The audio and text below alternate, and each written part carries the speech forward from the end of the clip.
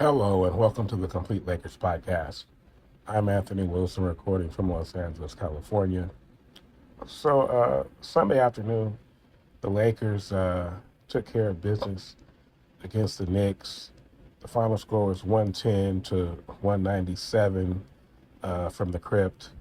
Luka Doncic had 35 points and 8 rebounds. Austin Reeves had 25 points and 5 assists. It's a good win for the Lakers without LeBron again for the second straight game.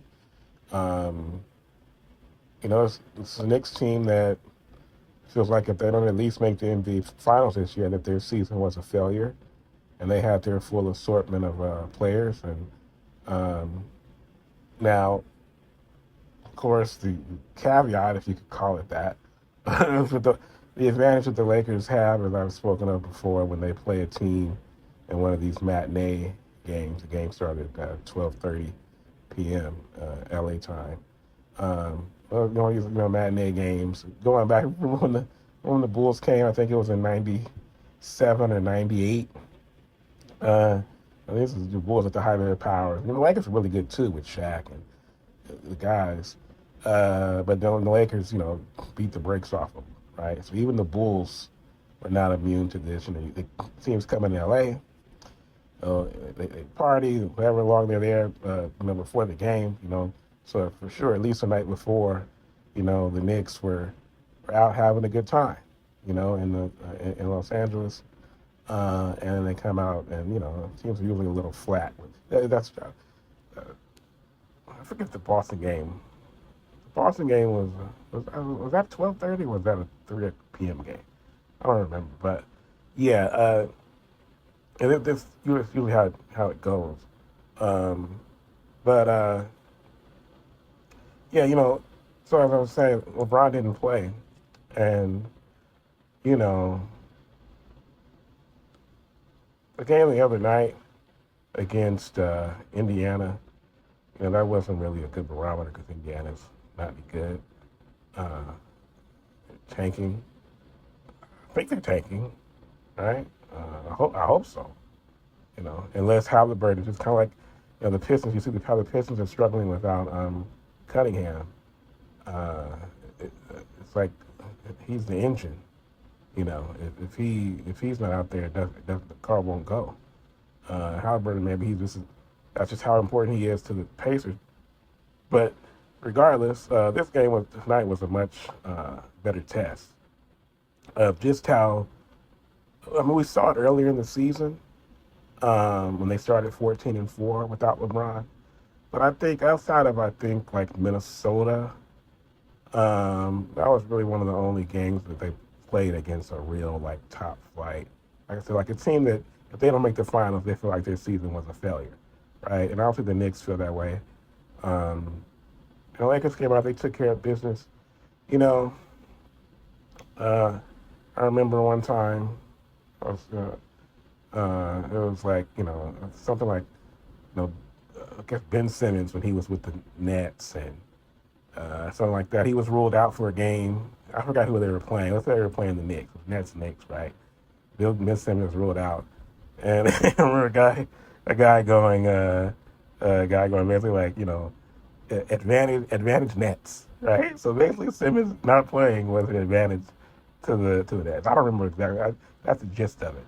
And pretty much, when LeBron doesn't play, that's almost kind of, even if you look at the Denver game, I remember Lakers had cut it to 2. They were at the free throw line with a chance to tie. As soon as LeBron comes in, I forget who it was who missed the second free throw.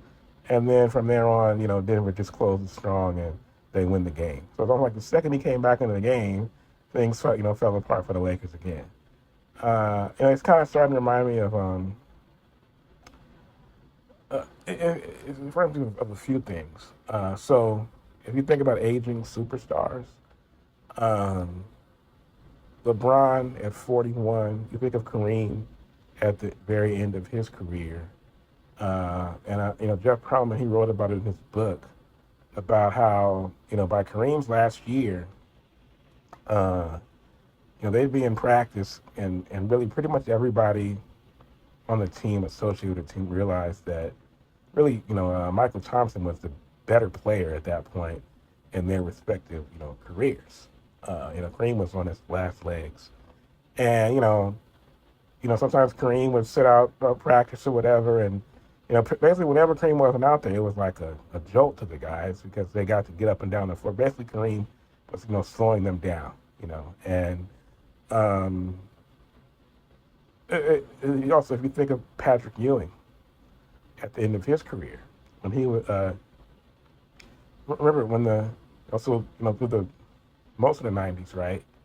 You're talking Ewing, talking Starks, you're talking Oakley and Mason and those guys, and that first half of the '90s with Riley, right? Um, but then I think around '97, was that Allen Houston's first year there? Somewhere around there.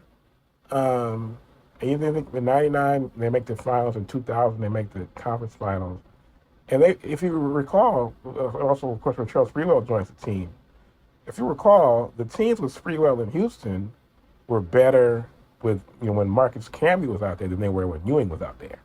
You know, so this it's really more similar to that where just like Ewing, the team around him changed and became better when he wasn't out there. And LeBron is kind of the same thing. Where the team around LeBron has changed, and now the team is better without him on the court. Um, Another thing reminds me of this. It's going to sound kind of weird. David Lee was a really good player. Um, Obviously, I mean, it sounds strange to put him in any type of comparison to LeBron James. But if you remember David Lee, Golden State, when Mark Jackson he was still starting. Steve Kerr gets there, and Steve Kerr realizes that in order for us to fully unlock this engine, Draymond Green has to be the starting power forward on this team. And I think Lee missed most of that season, and then came back towards the end, and he had a moment in the finals, and that was the end of it. But basically, David Lee, though a very good player, what Draymond Green brought, that's what allowed Golden State to become what they became. And basically, Draymond Green had to get out of the way to make way David Lee had to get out of the way to make room for Draymond Green. Um, it's not that LeBron, just any single player that LeBron is in the way of, but basically with LeBron out there, the ball movement with LeBron not out there, the ball movement is better, and the defense is better, and they almost play like it's kind of like, I don't want to say like it's almost like when when you're a kid in school and you're like, and the teacher isn't your real teacher isn't there, so you get a substitute and you're like, yes, you get to just do whatever we want today, right? It's almost like they play with more freedom when LeBron doesn't play, and it just gives them like an extra pep in their step. I'm sure they all like him and appreciate him and like him as a person and as a teammate. And he was still sitting there on the bench in a Lakers, hoodie today, and up on the bench cheering on the team and stuff like that. But yeah, I think it's just one of those things where, it's like Kareem, we still love him, we still respect him, but he's really slowing the team down at this point. They just seem like a different team. The chemistry, the energy, everything seems different when he's not on the court, when he's not out there. It is what it is, man. Um, so, yeah, I don't know. I guess we are nearing a conclusion, though, because, it doesn't seem like he's going to be back, after the season. These are the last couple months of LeBron's tenure with the Lakers. Another thing I wanted to say, since Mark Walter brought the team, right,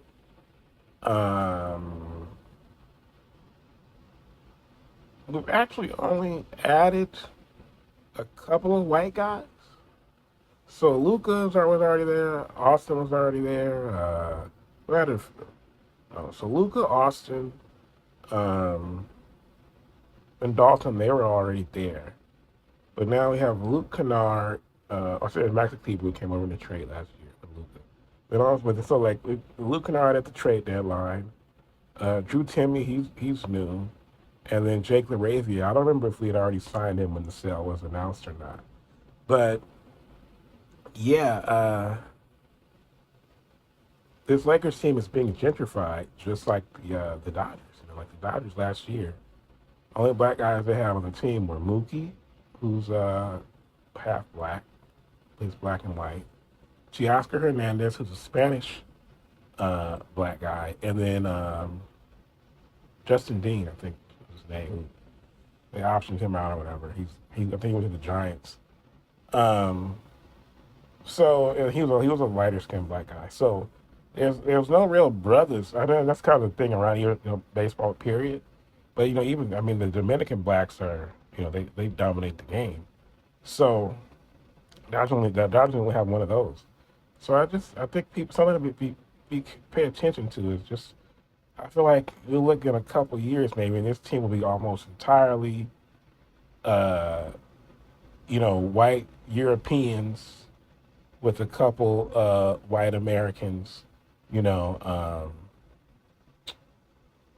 right now we're playing Luca, Austin, Kennard, Jake LaRavia, one of either Kleber or Timmy. So if Kleber can't play, Timmy plays. And then Dalton is just on the bench awaiting basically his next destination. But that's 1, 2, 3, 4. That's 5 white guys in the Lakers rotation. I can't remember the time when the Lakers had 5 white guys in the rotation. So, yeah, that's just something to pay attention to. It's already happening. Don't be like I said. Don't be surprised if you look up in a couple of years, the Lakers have maybe 1 or 2 black guys on the team because that's how Mark Walter builds a team, and Andrew Friedman. Now, in the game before that, we had the Celtics in Cleveland. They beat the Cavs 109-98. This was Jason Tatum's second game back since his return. He played 27 minutes and scored 20 points. Came out cooking, came out on fire in that first quarter, but then he kind of slowed down. He still finished with 20 points. I think I saw somebody, it might have been Matthew Peralta, say that Tatum is moving like post-Achilles Kobe. I don't know. I think it's just, to me, I'm inspired. I haven't talked to Galvez about it on the podcast, but I have talked to him about it, and he says he thinks that Tatum is basically, the reason he came back so quickly after only 10 months, not even a full 10 months, is basically he thinks Tatum is trying to do the Kobe, he's trying to show he has the Mamba mentality, right? But I appreciate that, It's basically like if Jason Tatum can come back in 9.5, 10 months, whatever, from a torn Achilles and be back playing, then what excuse do these other guys have? And especially in an era where guys look for any reason to miss a month of the season. Well, here's this guy, 27, tears his Achilles, and he's back playing before a full year. He's back playing the very next season and getting ready to make a playoff push. So I'm inspired by Jason Tatum. I think he's an incredible athlete for what he's doing. Now, clearly Boston is better than Cleveland. Okay, no question about that. Now, last year they lost to the Knicks in 6, right? After losing to the Knicks in 6 games last year, if they were to play again this year, how would things go? When Boston, as I said before, there's no more Drew Holiday. Now, Porzingis was just, he was, when they won the title with Porzingis, he barely played in the playoffs, right? But, still, there's no Drew there. Um, so how would that matchup go? The Knicks are really, I don't think they're the same thing without Tom Thibodeau. I think the way he cracked the whip on them was just, at the time, I didn't think they should have uh, fired him. And they replaced him with Mike Brown, who's a good coach. But, it's not like they went from, like I said, Mark Jackson to Steve Kerr, right? They had a good coach, and then they had another good coach, but the coach they have now doesn't really, Tom Thibodeau was a natural New York Knicks type coach.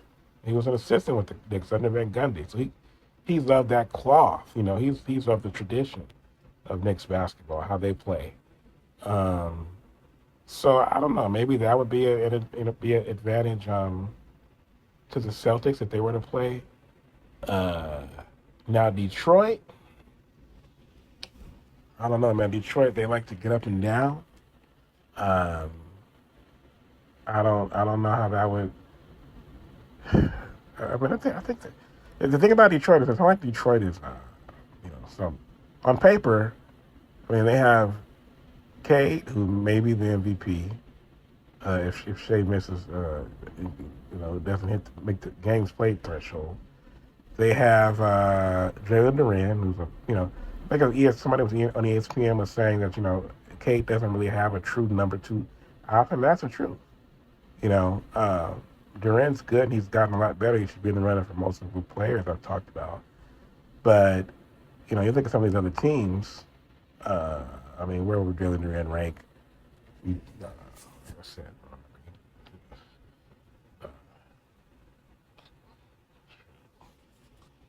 He would he be the second best player on the Knicks? No. Would he be the second best player on the Cavs? No. So there's that. And then they have, Duncan Robinson and Tobias Harris and Thor Thompson, but it's really not that talented of a team on paper if you think about it. So I don't know. Boston against New York or even Toronto. Like I mean, would Jalen Duren be the? I mean, I feel like is Jalen Duren better than Scotty Barnes and Brandon Ingram? You know, well, I don't think Jalen Duren is better than Scotty Barnes. So uh, yeah, I mean, Jamie Bickerstaff's doing a great job. Kate Cunningham will be top three in the MVP voting. But could the Celtics beat them? I think it's possible. That next series is the one that'll be interesting. We already see what they did to the Cavs today. But that next series would be interesting because you would think if the Knicks beat them last year, they'd beat them this year because the Celtics don't have as much talent. The Knicks kept all their guys, but they don't seem to have the same edge that they had. When I say edge, I mean they don't like the same intensity, the same mentality that they had under Thibodeau. So we'll just have to see how that ends up working out. Um, I wanted to say something about. Uh, this is just like a complete. I mean, I've never talked about this subject on the podcast before. Um, so it's not even. I don't even know what to call this. I mean, I'm shifting gears completely here, right? But I wanted to talk about something that has caught my interest um, lately. I don't know why or how it happened. Maybe it just randomly showed up on my YouTube feed. Although things don't just randomly show up on your YouTube feed, right? It's based on your watch history.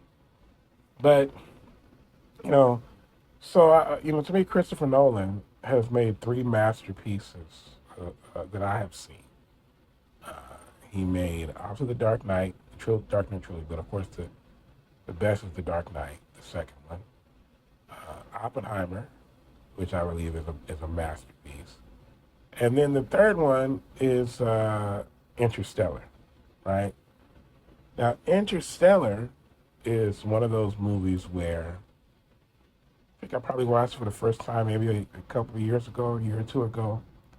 But when I watched it the first time, I didn't quite I don't know when I was, I go through different phases of like being interested in different things.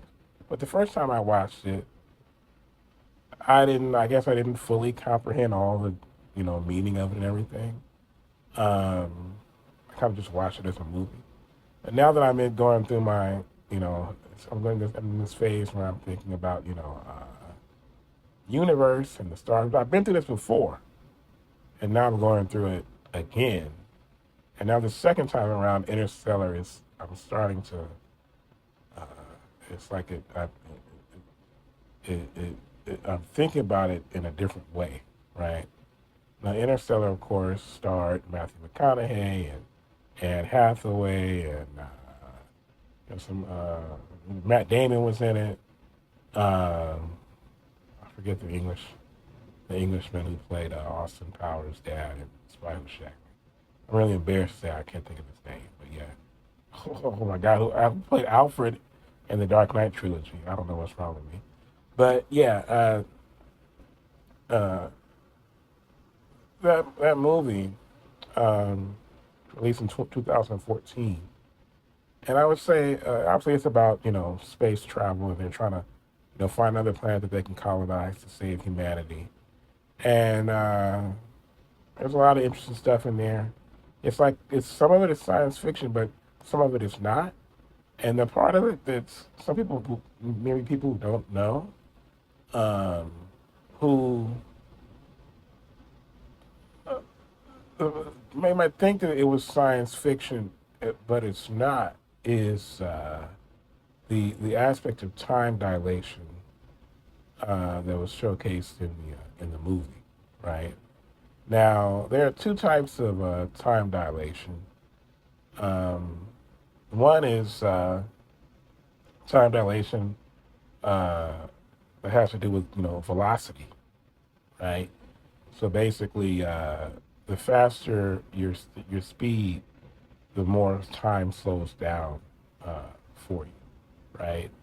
Uh, I don't understand that one as well, so I'm gonna focus on the one uh, that's showcased in Interstellar, which is gravitational time dilation, right? So, gravitational time dilation is an aspect of Einstein's general theory of relativity. Well, the velocity-based time dilation is part of his special theory of relativity, right? And I asked Grok to summarize it, um, and Grok says that gravitational time dilation tells us that time passes at different rates depending how strong the gravitational field is at your location.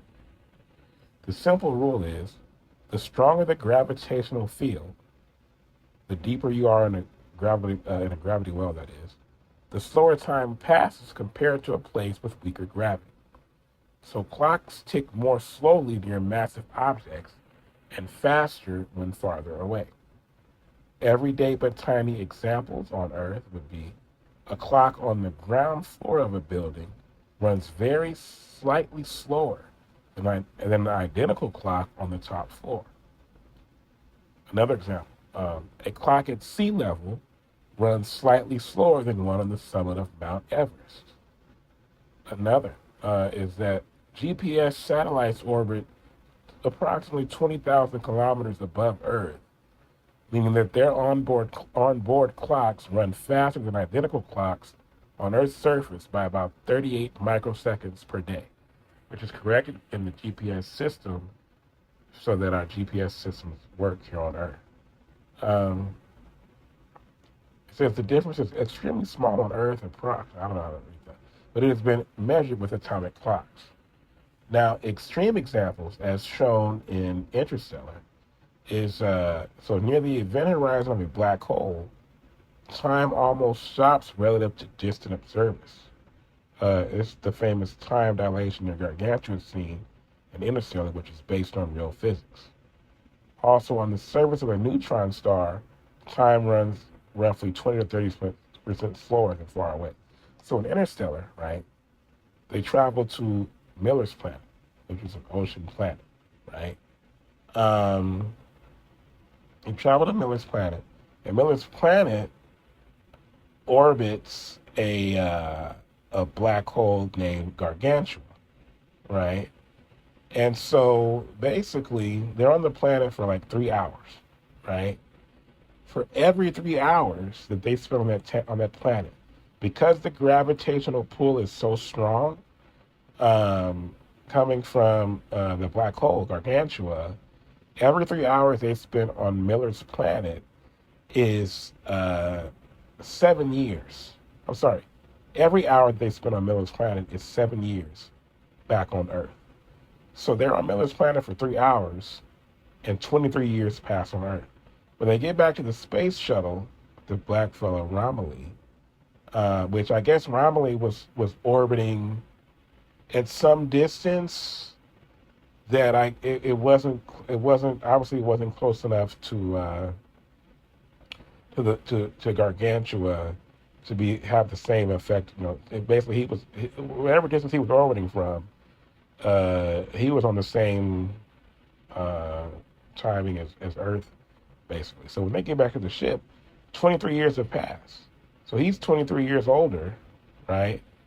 And they basically haven't aged, right? Because time slowed down for them near the black hole because of the gravity. And on Earth, time was still. But see, the key is, and this is why it's called, uh, the point is that time is relative to the observer, right?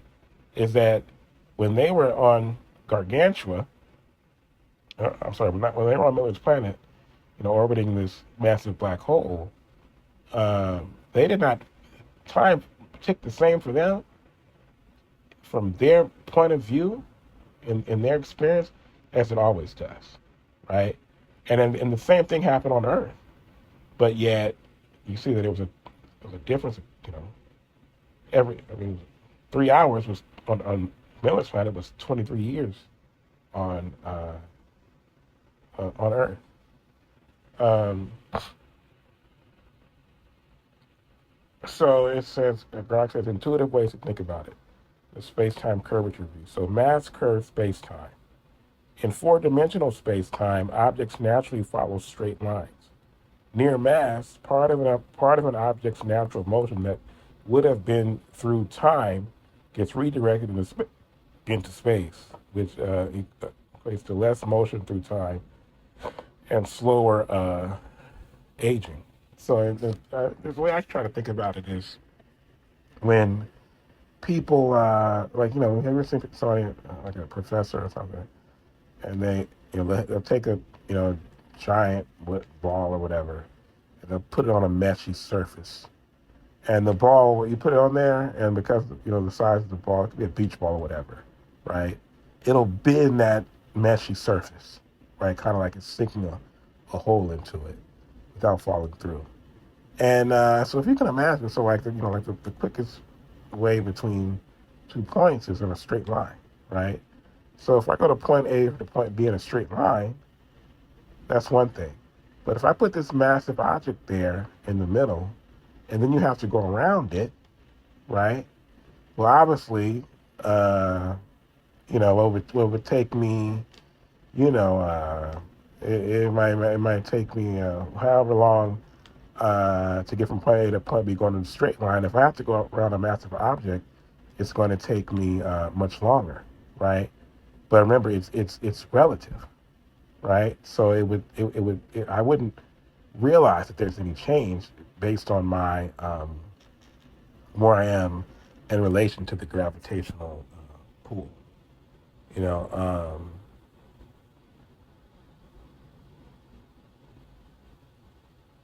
okay, it says, in short, gravity doesn't just pull things down.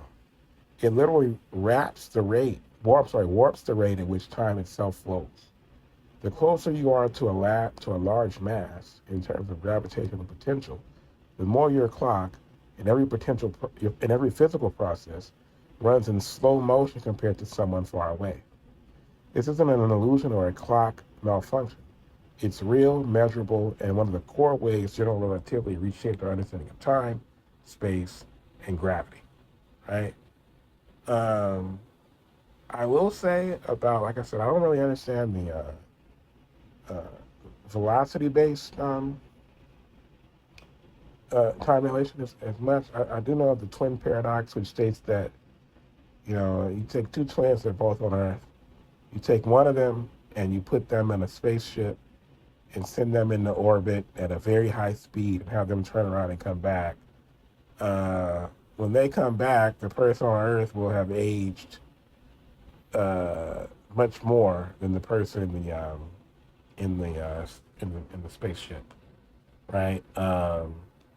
Like I said, it's easier for me to understand the gravitational time dilation because of the I think it's easier to put in simpler terms. Like I said, a clock at sea level will tick faster than a clock at the top of Mount Everest, right? Or the clock on the ground floor of a building. I'm sorry, a clock at sea level runs slower than one at the summit of Mount Everest because the gravitational pull on Earth is stronger, right, the closer you are to the Earth. And then a clock on the ground floor of a building runs slower than a clock on the top floor because on the ground, you're obviously closer to gravity. You're on the ground. You're on the closer to the gravitational core of the Earth, the center of the Earth. So yeah, whereas the velocity based one is a bit more, to me, it's a bit more confusing to. I mean, it's easy to explain, but it's not easy to understand to me in an intuitive way, right? Um, but yeah, man, maybe I want to. That was fun, even just doing that just in real time just now. So maybe in the coming episodes, I'll do more of these little science segments. You can call it the Neil deGrasse Wilson segment. Neil deGrasse Tyson, I think, is a brilliant man. But his middle name is really deGrasse. But I like to say Degrassi because it just sounds better. And of course, there was a TV show, Degrassi, which I never watched. But Neil deGrasse Tyson sounds better than Neil deGrasse Tyson. So yeah, Neil deGrasse Wilson. Hope you guys learned something today. And yeah. All right, so before I get out of here, just a reminder to hit that subscribe button next to the Complete Podcast Network and to follow the show on Twitter and Instagram at TC Pod Network. You can also send feedback and mailback questions to Complete Lakers Podcast at gmail.com. I am out.